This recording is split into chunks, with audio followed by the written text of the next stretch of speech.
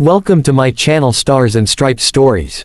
Today, I want to share with you an unforgettable tale, one that begins like any ordinary day, but ends with a revelation so powerful it leaves you questioning how much courage can truly be hidden behind a quiet smile.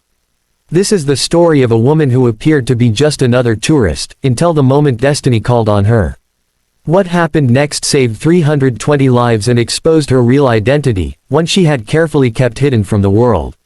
The air was thick with chatter inside the international terminal that morning. Families clutched passports, children tugged on their parents' hands, business travelers stared at glowing laptop screens, and among them sat a woman in a simple blue jacket, hair tied back, reading a travel magazine.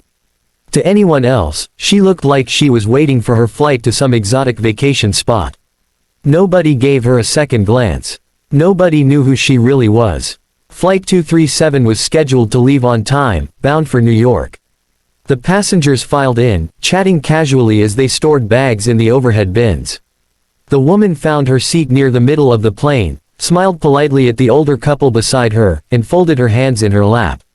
She didn't draw attention. She didn't need to. Her whole life had been about avoiding recognition since leaving the service.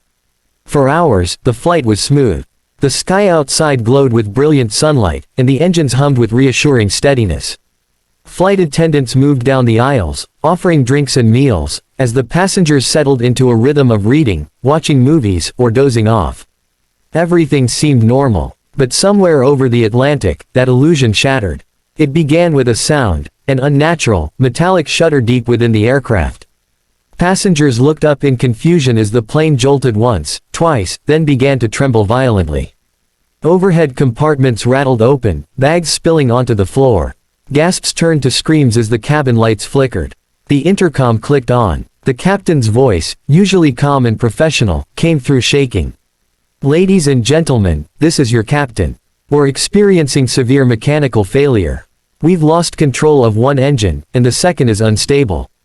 Please remain seated and follow the crew's instructions." Panic erupted. Some cried openly. Others clutched the armrests until their knuckles turned white. A mother wrapped her arms around her children. An elderly man whispered prayers under his breath. Fear filled the cabin like smoke, suffocating and uncontrollable. And through it all, the woman in the blue jacket sat completely still. Her breathing was steady, her eyes sharp, scanning the cabin, the wings outside, the flickering signs above the aisle. She wasn't panicking. She was calculating. When the captain announced that they were preparing for a possible ocean ditching, sobs swept through the passengers. Flight attendants tried to calm them, but their own trembling voices betrayed their fear. The plane dropped suddenly, causing cups and trays to fly into the air. People screamed, bracing for impact. Then, quietly, the woman unbuckled her seatbelt. She stood, steadying herself against the turbulence, and began walking calmly toward the cockpit. "Ma'am, please return to your seat," a flight attendant stammered, blocking her path. The woman met her eyes. "I need to speak to the captain. Now." There was something in her voice, firm, commanding, unshaken, that made the attendant pause. Without another word, she let her through. Inside the cockpit, chaos reigned. Warning alarms blared, red lights flashed across the panels, and the two pilots struggled desperately with the controls. Sweat poured down their faces as the nose of the aircraft dipped lower. "We're going down," the co-pilot whispered hoarsely. "No, you're not," the woman said, stepping into the cramped space.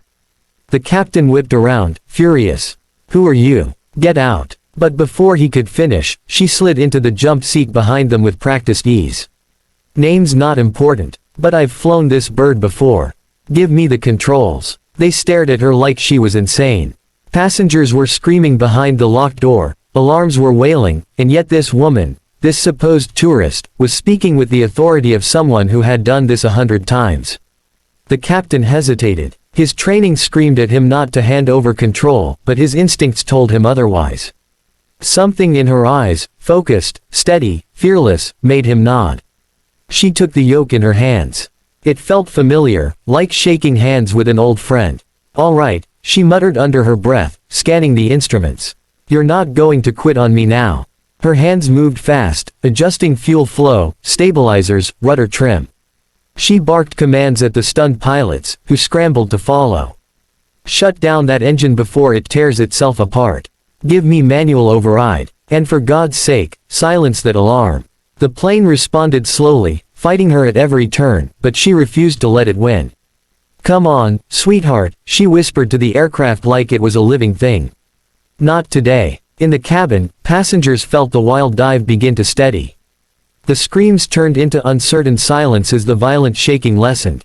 Nobody knew what was happening, but someone, somehow, was fighting for them.